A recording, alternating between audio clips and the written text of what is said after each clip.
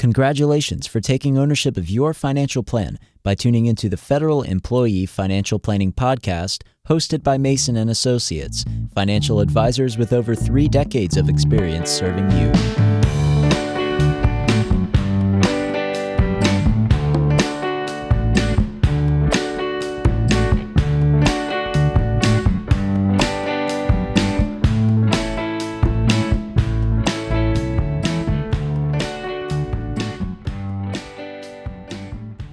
Welcome to the Federal Employee Financial Planning Podcast, hosted by Mason & Associates. Special message at the beginning of this episode that's releasing in early January of 2025.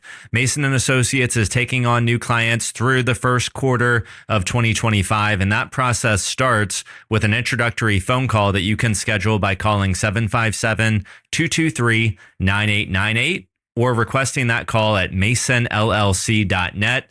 Introductory phone calls are held throughout the year, but introductory meetings where we actually begin the financial planning process will be held January, February, March of 2025, and then we'll delay them, and then they'll pick back up again in June or July. So if you have a transition this year, if you're thinking about retiring, if you have questions on charitable giving, if it's a year where you're going to begin required minimum distributions, if it's one of those big years and you're looking for help, now's the time to act. Request that introductory phone call at masonllc.net or 757-223-9898. Welcome to 2025. We're looking forward to another year. Hopefully it'll be a positive, I always hope it'll be like a relatively steady, kind of tranquil year. I suspect that will not be the case. I was chuckling thinking about, I usually get the question from family and friends, like, what are you guys doing at your firm now? And as I thought about it mentally yesterday, it was, what are we not doing? Is the real question, because we're constantly iterating and optimizing and trying to make it a better firm and serve our clients better. But here's hope that it'll still be we'll all enjoy the ride in 2025 is what I'm hoping for. I'm laughing at you already, Tommy, because I know that just asking for a tranquil year now is just going to mean that everything changes, right? Within the firm, I know there's always lots of projects and things that we're working on, but I'm thinking about, is this the last year of Tax Cuts and Jobs Act or not? Is that going to get extended? We've already heard murmurs of our own clients asking about the Department of Government Efficiency. There's an entire new political administration coming in, and plenty of people have questions about that. So I've got fingers crossed, hoping and praying for that calm seas and tranquil year. But at least at the beginning of this year, I think, let's be prepared to see some changes and roll with the punches and do a lot of planning as best as we can. But there's some things that kind of remain unknown as of the release of this podcast. So we're welcoming 2025 on December 19th of 2024. And I think that's important because, like y'all have both said, there's a lot of potential things changing in 2025. And yesterday, December 18th, was an interesting day in the stock market. I think all the major indexes fell 2 to 3% or more yesterday. And it was on some news or suggestions that we're going to see less rate cuts in 2025 than we originally anticipated. And Tommy, him and I talked a little bit this morning about this, and we're like, well, this wasn't a surprise to us.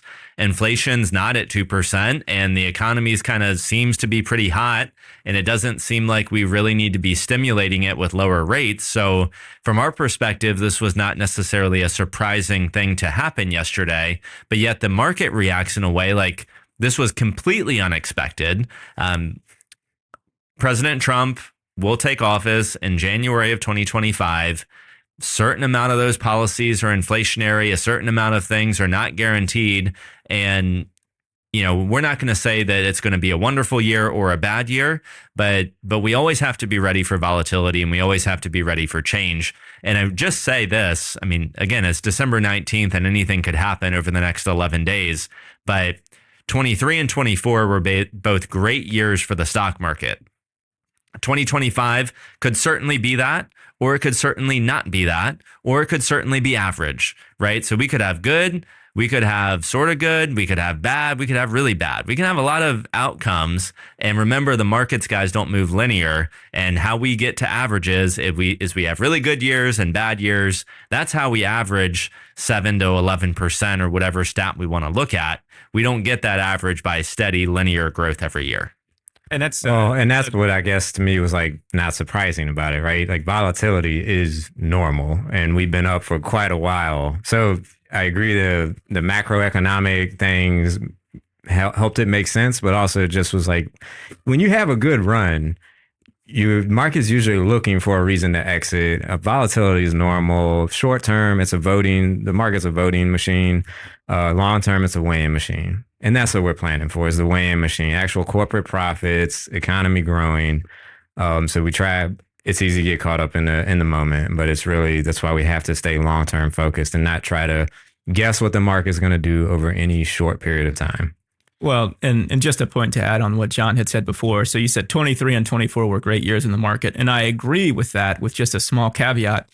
23 was a bad year in the market. I was thinking the same until thing. About October through the end of the year, which I think kind of just ties this whole thing together in a nice bow. If you're trying to make decisions, should I be in? Should I be out? Which way the wind is heading? It moves quick. Yeah, maybe you go out of the market in September of 2023 and you miss 10 or 15% in just a couple of months. We don't have to get into our whole investment strategy, but again, staying invested in the market through the bad, through the good, just to make sure that you get the good days in the mix of everything and the mix of all the noise, I think is very important. Well, this is why we take risk. We take risk because there is volatility. We take risk for the chance of having major gains in our portfolio. And yesterday is a reminder that the market is certainly not a risk-free place to be, not on the stock side, not on the bond side. So there's a reason that we go after higher returns, and we have to be okay taking the risk associated with those higher returns. And yesterday is an emotional ride for folks. And we've long at Mason and Associates used poker chips to describe survivor benefits and other concepts. And for our audience, I want you to visualize right now, a poker chips, $1 million of poker chips sitting on a table right in front of you. And yesterday the market goes down 3%. And those poker chips go right back to the house. And we forget somehow that we started the year with 800,000 poker chips and now we have 1 million. So the fact that we gave up 3% of that yesterday, the human brain is so crazy that we think that all of that should have been ours and we should never fall below the highest value that we saw as of a week or two ago, whenever the high was. So even me personally, guys, I have to remember and go back to where were we in 2021, 2022, 2023? Where were we 6 months ago? And yes, I don't like seeing my accounts down 3% in a day, but it's still significantly higher than where it was 18 to 24 months ago, even though it's emotionally hard to give back some of those chips. Agree. As we think about if we want to pivot from the market, I know we want to hit on a few things today. Just as I thought about at the beginning of a year, what am I normally thinking about? It's planning out the entire year, really. So end of a year where we are technically right now as we record this into the beginning of next year is thinking through like, what is 2025? What can I anticipate right now? Some of that is hopefully really where I think we usually want to go is it's about fulfillment in life. Like, let's think about what trips do we want to take? What time are we going to spend with our family? Let that be our goals and then begin filling in everything around it. From a financial perspective, I always start, close of a year has you thinking about taxes and making sure that there are no surprises there, that we've taken care of everything we need to going into the beginning of the year. Are there any estimated payments we need to make, any contributions to accounts, any funding, distributions, charitable giving, like all these things, even at the beginning of the year, start thinking about these. Are there required minimum distributions this year we need to take? So start laying out your tax plan, your financial plan, as well as, of course, that life plan for the year to start with. I think those are a lot of where my mind is. Yeah, it's almost calendar management too, of just how is the calendar going to fill in throughout the year. So we do like a partner meeting offsite quarterly where all of the partners get together. Bobby joins as our chief operating officer and we review the quarter. We set rocks, which are like big goals that we want to try and hit. And sometimes we're good at hitting the rocks and other times we're not. But the idea is you have to put your rocks in first, and then you can put in the pebbles, and then you can put in the sand. And if you do that in the right order, you can fit a lot more into the jar than doing it sand, pebble, big rocks. And Tommy, I love your thought process here, which is treat your personal life like you treat a business, like do an end of year business plan and 2025 forecast, and start putting those rocks in place, whether it's financial rocks, vacation rocks, whatever it may be. Don't think life's just going to happen. Life, you must be intentional with it, whether it's on the finance side, the personal side, the business side. So yesterday, I wrote down some goals for 2025 as it relates to vacation and travel and stuff like that. And if you don't put it on the calendar, it's not going to happen. So we've got to be very intentional. I agree. Good forcing mechanisms.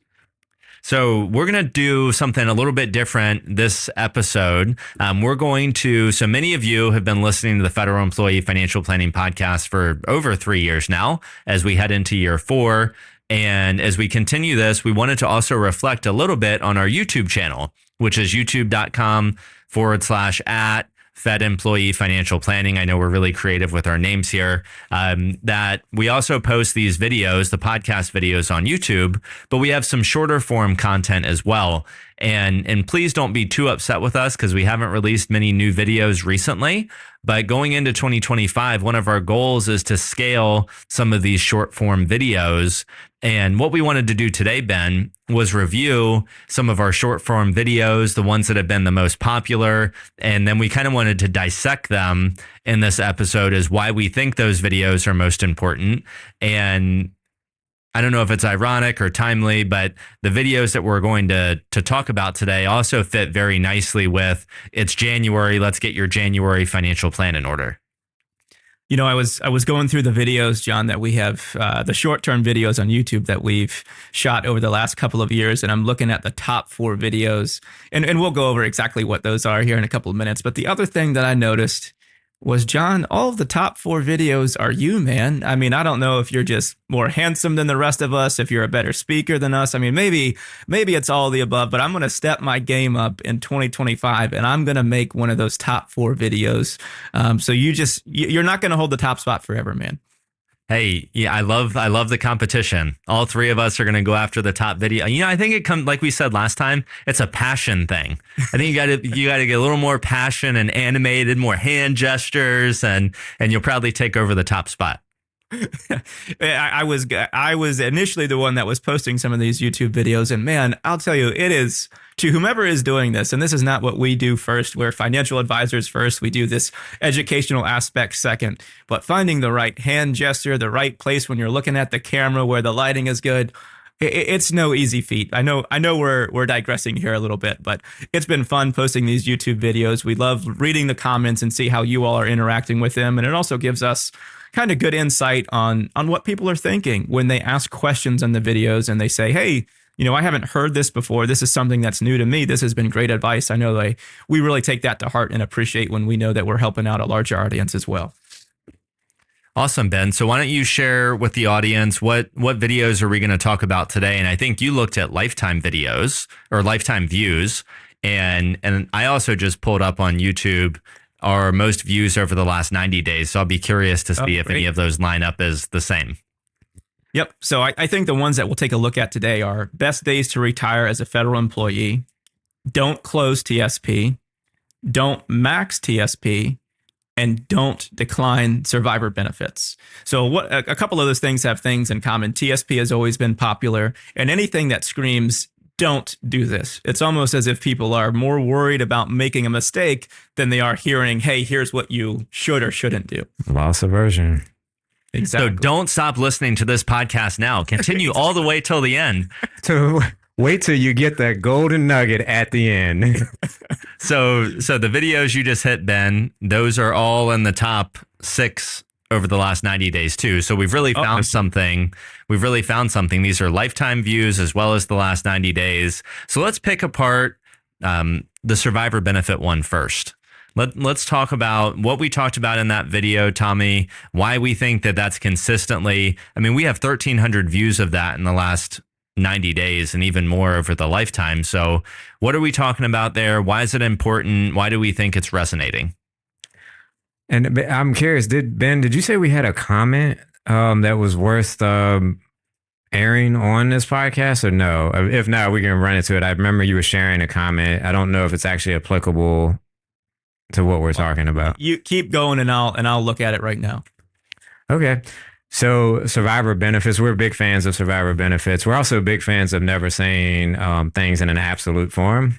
So we will give some room to say there can be circumstances, while rare, that maybe not taking survivor benefits could make sense, but we think it's extremely rare. So we're big fans of take those survivor benefits, in particular, whether it's military survivor benefits or our federal survivor benefits.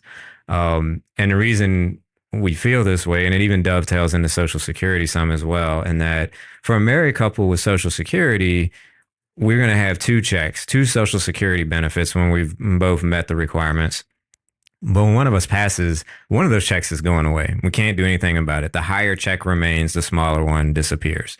So we're going to lose that source of income. And then the other is, one of the attractive things about a military career or a federal career is this pension. And it's because everybody to some maybe doesn't know how to exactly value it, but recognizes there's tremendous value in it. We have a better idea of what it's actually valued at. And you're usually talking about millions of dollars to replicate that income stream. You worked your entire career to get it. So then paying 6% or for military or 10% for federal to protect that for your spouse, as well as some ancillary things that are connected to it. And that's pre-tax amounts. So it's even less when you tax adjust it.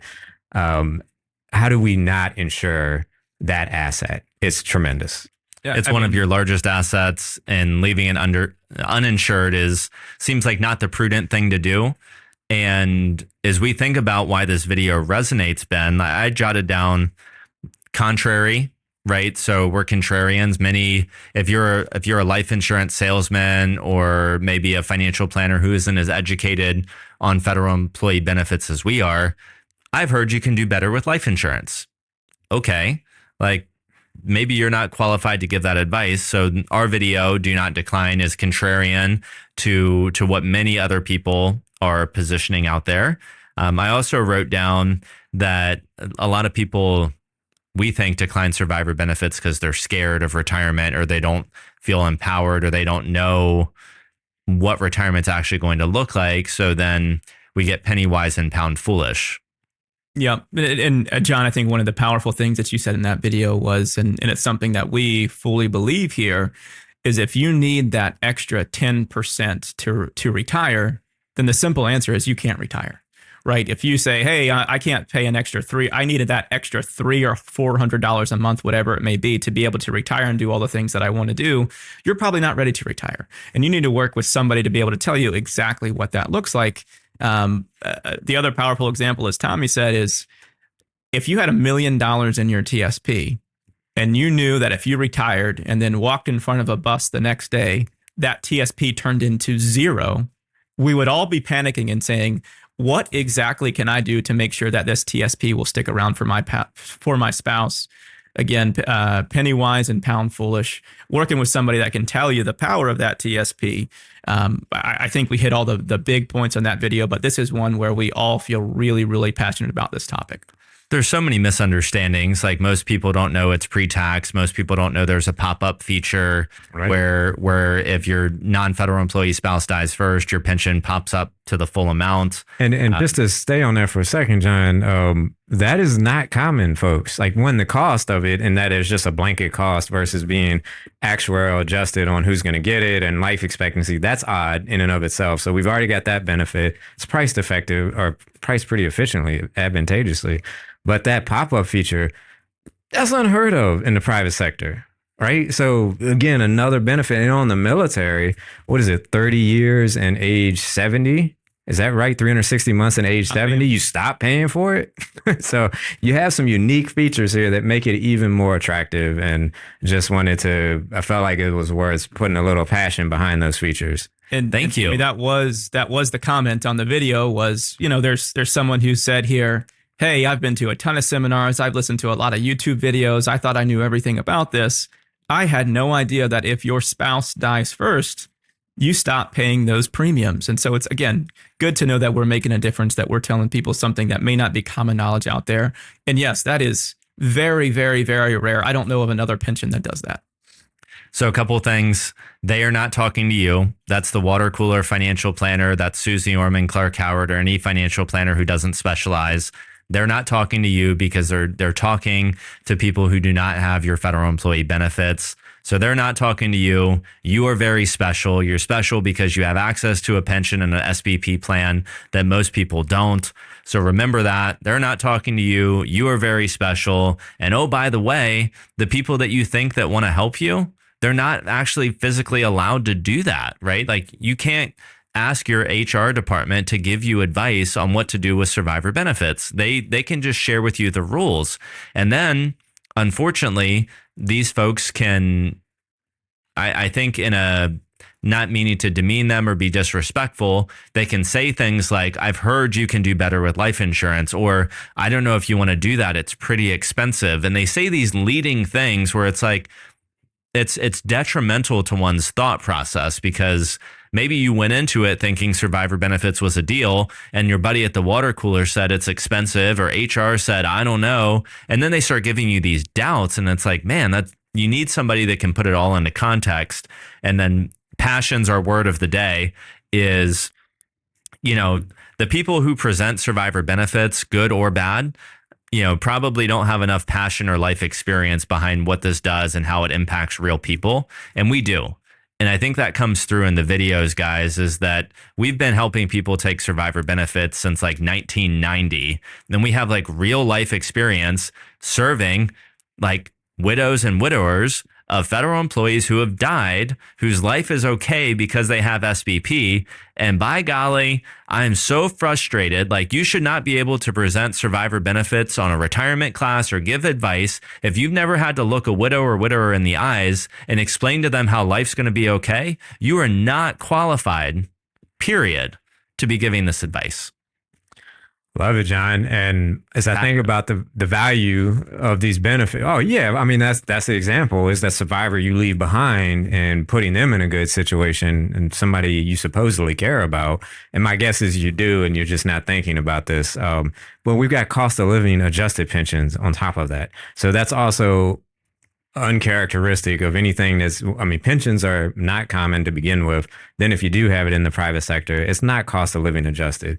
So it's keeping pace and probably actually becoming more valuable, because not everything in your life goes up with inflation, but your income stream, that pension benefit, does. So that makes it more valuable. And thinking about the survivor benefit, well, military is where my mind went for a second on this one, John, is in Virginia now, and every state has different ways they treat these things, but in Virginia, you now get a portion of your military retirement tax-free, at least state tax-free. So you still pay federal, but it was in 2024, it's $30,000 that you get to exclude in Virginia, and it's going to go up to $40,000. And your survivor gets that same benefit if they take your pension. So it's, again, more and more valuable because we now have a state tax-free income stream. No doubt. So we're gonna link these videos in the description below. So on your normal app, or if you're watching on YouTube, we're gonna do our best to link to all these videos. And I just wanted to read some of these comments. One is, I appreciate this. I've been debating what to do. My wife's family history indicates that she could go first, but there's no guarantee. We looked into a larger term insurance policy, but it was more expensive than survivor benefits. Your comment about not being ready to retire if you can't afford the cost was powerful. The cost really is a drop in the bucket for us with our investments and pensions. Thank you for the sage advice. Nice. Great to know. Thanks for sharing, my man. You found a topic that's difficult to navigate and not well understood and lacking almost any YouTube content. Thanks for the video. I'd love to see more content on this topic. From my experience, if you talk to an insurance salesman, they'll definitely show the superiority of life insurance. However, a guaranteed benefit is valuable, and you explain that perspective of electing the full survivor benefit. Federal HR seminars seem to stay away from this topic. Wow. John, well, thanks for those comments. You left out the best one. No spouse, no problem. There we go. That's one. Yeah, you got a good chuckle out of us on that one. So we get some heartfelt comments, and then we get some funny ones that we like those mixed in there too. Yeah, so no spouse, no problem. But get this, if this man or woman gets married at 75 to a 35-year-old, guess what? Survivor benefits becomes an option because we didn't decline SBP when we retired. So now all of a sudden a marriage and retirement could qualify us to elect SBPs. So no spouse, no problem for right now. But hey, keep that in mind. And you still pay 10%, even though you're... Yeah, I didn't know if that's why you went with the 35-year-old. Somebody just, man, the federal government lost out on that one. All right. So how about we head over? Where do we want to go next, guys? Do you want to do best days to retire? Let's do best days, and then the last two TSP ones will kind of tie in with each other a little bit. Sounds good. Okay. So in the best days to retire, we probably talked about CSRS days, what days to pick, as well as FERS days. And why do we think this video has resonated and been so popular? I think that this is just a question that everybody has on their mind when they're filling out that retirement paperwork. They have to put a day. They probably heard something from their brother that's a federal employee of what he did. They probably heard somebody at the water cooler that said this is what they did. And they're just searching out there. Really, when people fill out these retirement applications, no one's trying to do what's best. They're just trying to not make a mistake. So when you have, best days to retire, I think that resonates with a lot of people that are filling out that application. They say, I have no idea. Here's what I heard. Maybe this John Mason guy can help me out a little bit. So, Ben, I think you're correct in that people haven't been through this before. It's scary. And so they are trying to make sure they don't make a mistake. But I truly suspect a lot of it is also, I'm going to get every cent that I'm owed. So I'm going to figure out exactly what the best day to retire is because I'm not leaving anything on the table. And as we think about it, I think all of us agree, like the best day to retire, there's some common things to keep in mind, which is we want to pick the end of a month. So it's effective the next month if we're FERS. And then the first check is the following month versus if you do it separately, you go 2 months. CSRS, I think, is the first 2 or 3 days of a month. You essentially could do that as well, if not the end. Those are some good ones to follow. You can try to do the end of a pay period or the end of a year and get your most annual leave paid out. I think we think about it more of like, just make sure you get the timing on the month right. That's what's more critical. And then it should just be when you're ready to retire. Like, we don't need to worry about getting every little thing maximized here. It should be like, do you actually want to retire that time of year? Do you want to retire going into January, or would you rather retire going into the spring when you can get outside and enjoy life? Like, what are you mentally ready for? Then let's back into those other, like, that's the rock. Now let's just fill in some of these other pieces around it. We don't have to make sure we use every hour of sick leave. I mean, we can, it's keep the big picture in mind. The best day to retire, like you said, Tommy, is when you can afford to do it, and when you're emotionally and physically ready to do it and ready to use your resources to fulfill you in a different way. Some people never retire, and that's okay too. But I guess it starts with, when do I hit certain milestones like MRA plus 30, 62 and 5? Like, when have I hit these milestones? When have I bought back my military time? When have I done all of the things, established my high 3? So it's like, when's the best time to retire? When's the best year to retire? And then what's the best day to retire? And out of all 3 of those, really the most insignificant is the day, right? Like, the best time frame in my life, the best year of my life. And then when we get down to the very granular, I don't think the video is clickbait, because I do think it provides educational information around, you don't want to have a delay for no reason. So last 3 days of the month, like you said, we talk about end of a pay period, end of a month, the 3 or 4 times a year that crosses over. But there's so much more to this than just picking, January 30th, for example. And go ahead, Ben. No, I was just going to say, well said, and illustrate. I mean, maybe the stars align for you and you're that person that's retiring at the end of a month, at the end of the year, at the end of a pay period. So December 31st, 2024, all the stars align. You're like, yes, I did it. I picked the right day.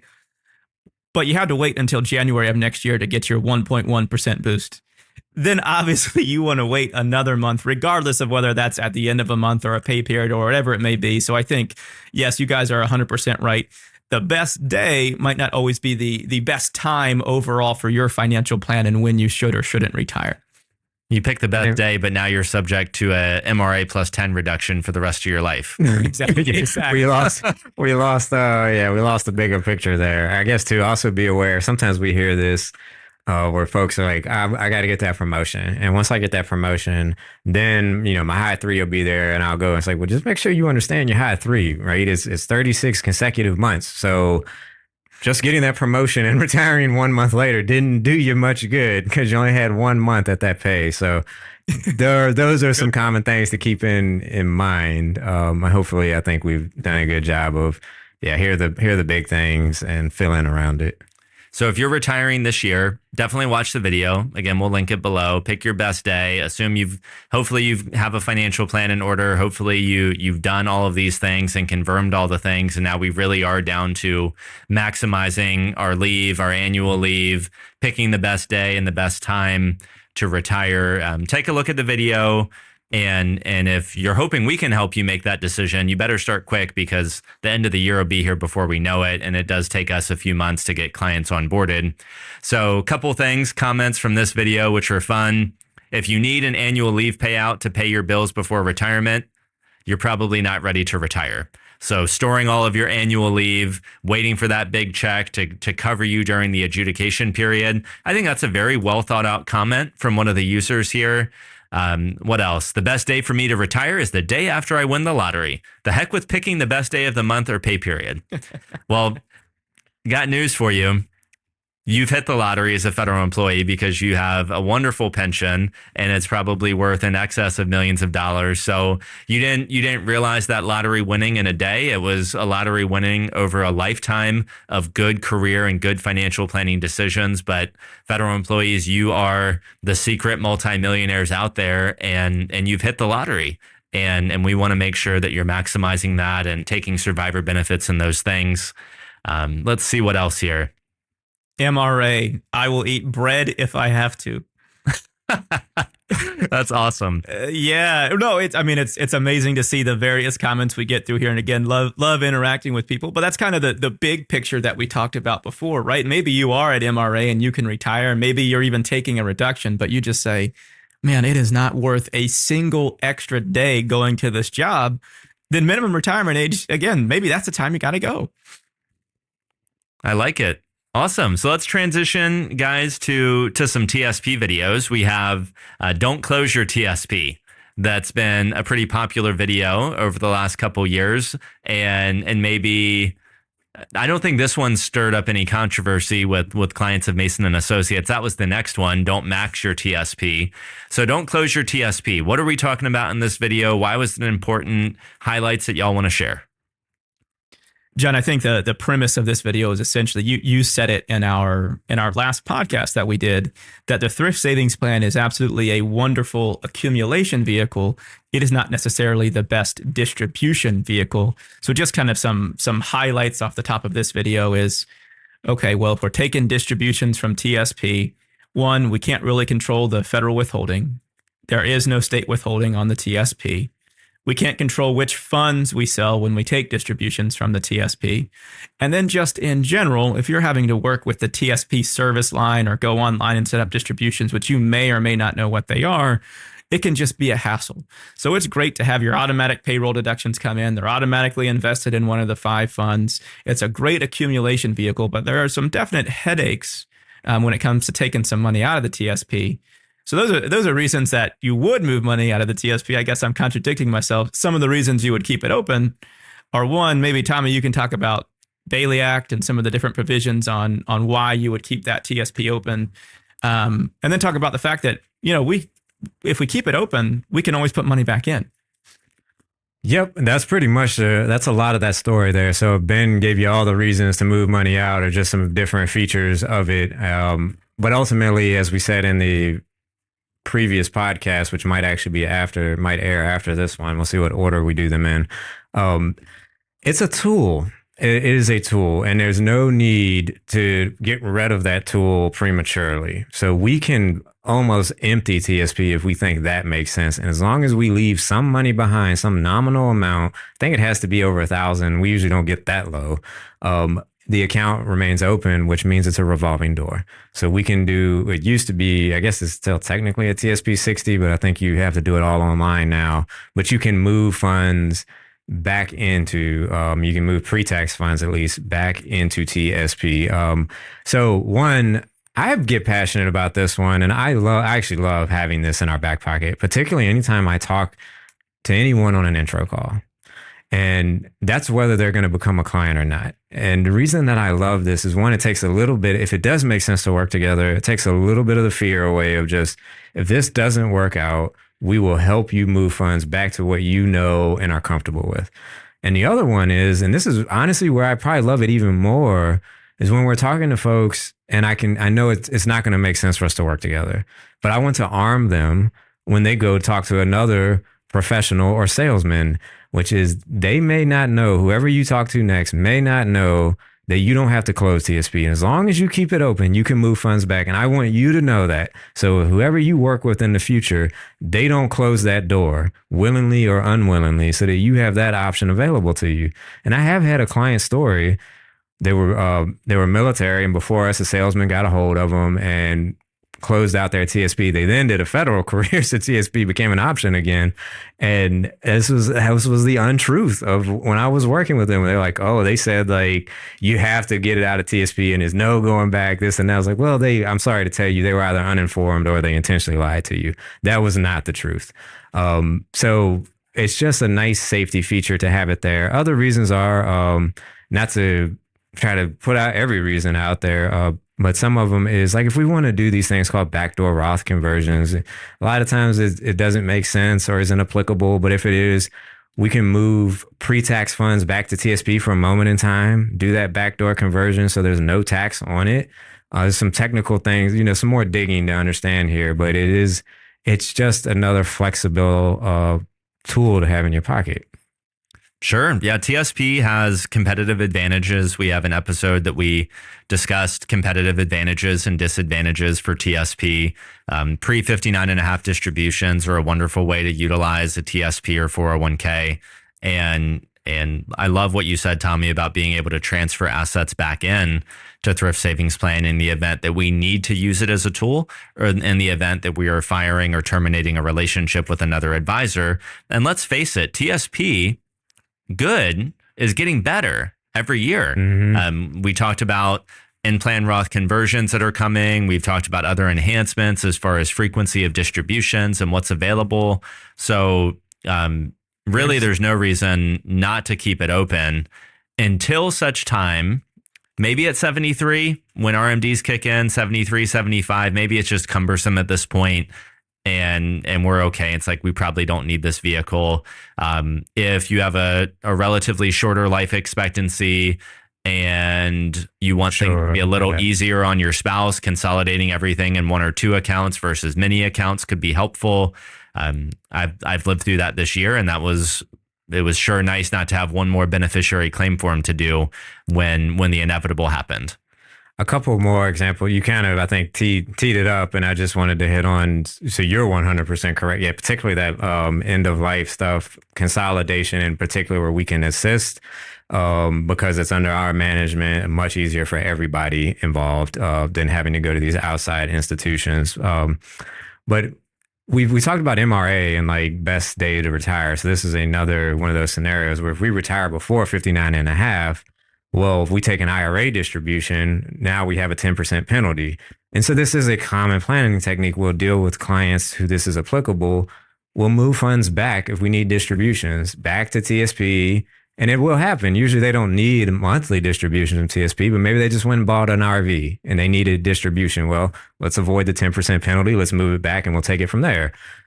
Some states have special treatments like North Carolina where, depending on the facts and circumstances, it could be a state tax-free distribution. So this is where having an advisor who knows you, knows your benefits, is, tax savvy, all of these things is very helpful.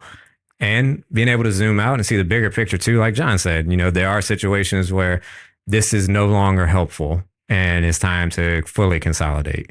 So don't freak out, audience. If you've closed your TSP, life's okay. Vanguard, Fidelity, there's a lot of other low-cost platforms out there that you can transfer funds to and have a similar experience to what you would have had inside of the Thrift Savings Plan. And let's also make sure we call out that when I started my career, you were allowed one in-service distribution, and the next distribution you had to close your TSP. So when we talk about it wasn't a great distribution vehicle, it was really quite terrible from like 2010 through 2000 and whenever, 18, 19, 20, when the rules changed. And it was really quite terrible. Then it got more flexible. Then it allowed for quarterly, you could do many retirement distributions and you could do like one a quarter in service. I don't even know what the rules are now because it's become so much more flexible. It's not worth remembering what the rules are. It was important before. Well, now it's not so important. You couldn't get it wrong back then. Yeah. So we did help early in my career. A lot of people closed their TSP because it was essentially one and done. And now, once that rule changed, we believe it just really enhanced our ability to establish client relationships for the lack of fear that, oh man, this is an irrevocable decision when in fact it's not. So couple comments, guys. Thank you for your advice. No one has mentioned that you can put money back in. You know your stuff. I wish more federal employees were curious about retirement. I'm 62 and just retired 6 weeks ago. I've been thinking about transferring my TSP to Vanguard, but will give some consideration to leaving 10,000 in TSP. I'm leaving TSP because I want to do Roth conversions, and TSP will not allow that. If I did, I would consider leaving more money there. Well, for you, Mr. Subscriber, hopefully, if you're not a subscriber, hopefully you are. In-plan Roth conversions are coming, so your wish looks like it is right around the corner in 2026. Let's see. Roth, is there a difference between Roth and traditional? Yes, so you can't move the Roth money back. I don't know if they're going to change that or not, but that's certainly a nuance, is that you can't move Roth money back into Thrift Savings Plan. That's a good call, Ben. Well, and that's really true for retirement plans, right? Not just TSP, that's true for 401ks as well. And then here's one. It's so freaking cheap. Never close the account, period, and all exclamation marks. Yes, it is inexpensive, but I'm pretty sure there's, Fidelity S&P 500 index funds with zero expense ratio. And I guess I would have to assume if zero is less than 0.03, then TSP may not always be the cheapest option, although it is very cost effective. And here's another one. Would you recommend closing and moving it to an annuity?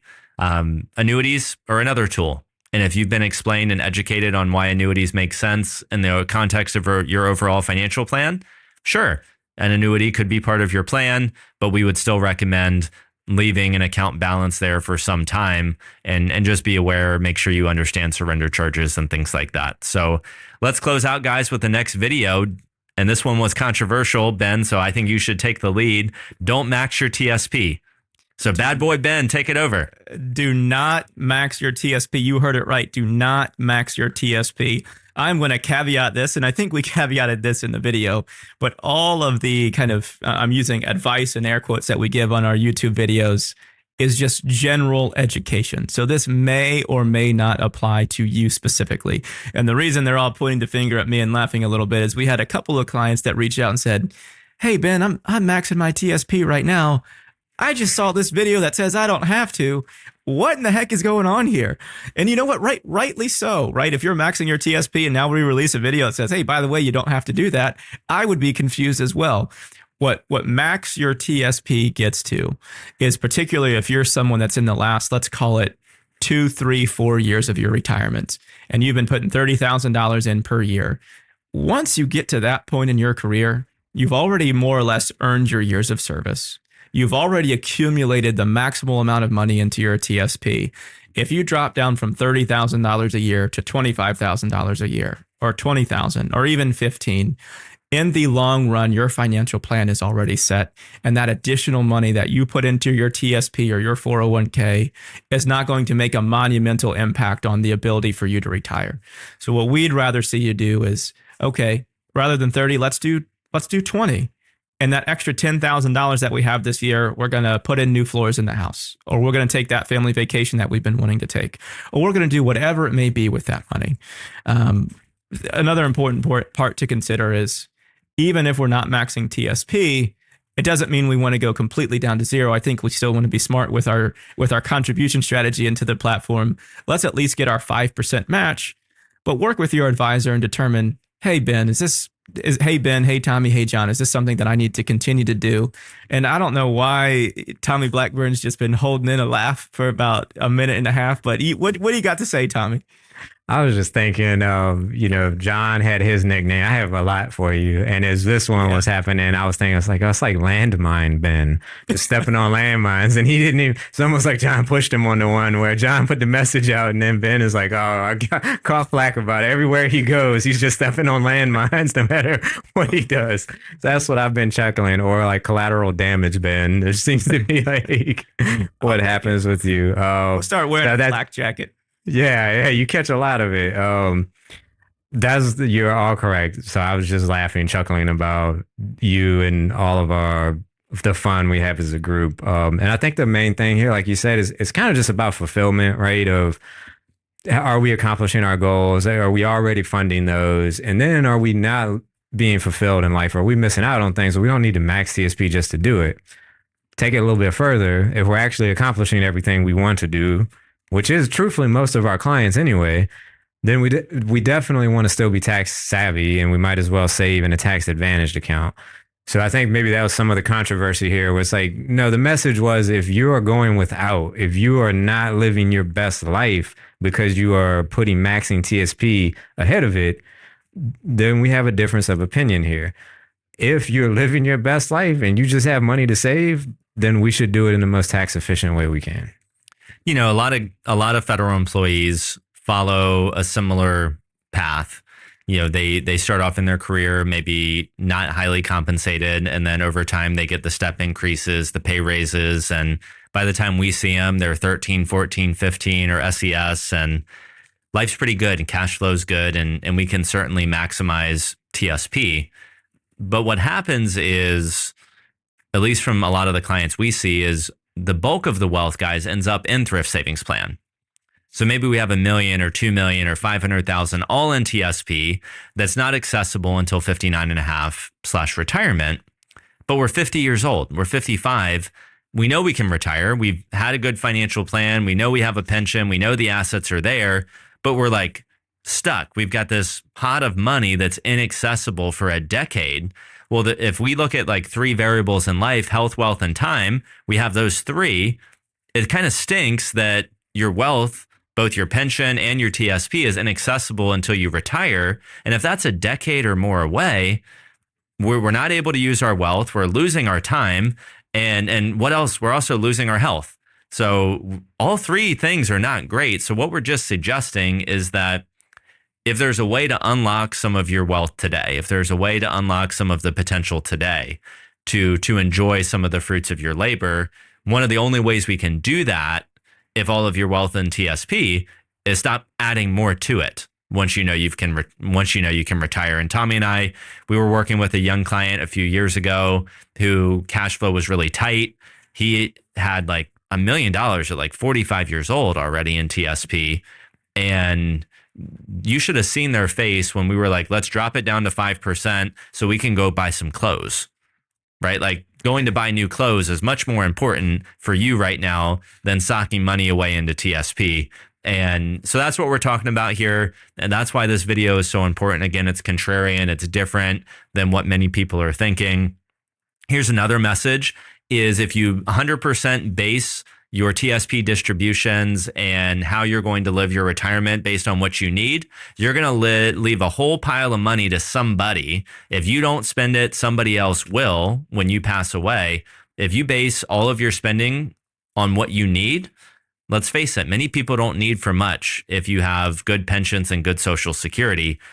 So basing your spending on need maybe is not the best pathway forward. And that's kind of, again, what we're talking about in this video, is allowing you to think a little bit differently about your assets and like unlocking some of this potential, and understanding that maybe 25 years ago, all of your spending had to be needs-based, but now you've earned the right for it to be a little more discretionary or a little bit more frivolous, if you will, or a little bit, you're paying for time, you're paying for luxury, you're paying for convenience. All of these things maybe you couldn't do earlier in your career, but you can do now. So guys, this was fun. I don't know if we'll ever be able to do this one again in a different format, but I enjoyed this. Yeah, this has been a blast. Like I said, 2025, Ben Rakes is going to be at the top of that chart. So just keep looking out, man. With a Bring it on, baby. Bring it on, baby. So exactly.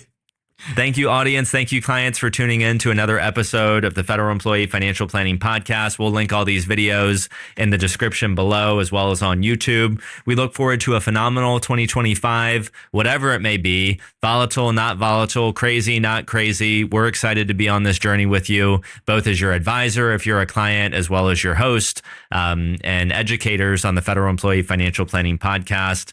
Remember, if you have a transition coming or you're looking for personalized advice, we are taking new clients, and that process starts with a no-fee introductory phone call, 757-223-9898 or masonllc.net. Thanks again. Hope you enjoyed this kind of fun recap episode as we celebrate 3 years of producing this content for you, the federal employee. We'll see you here next time on the Federal Employee Financial Planning Podcast.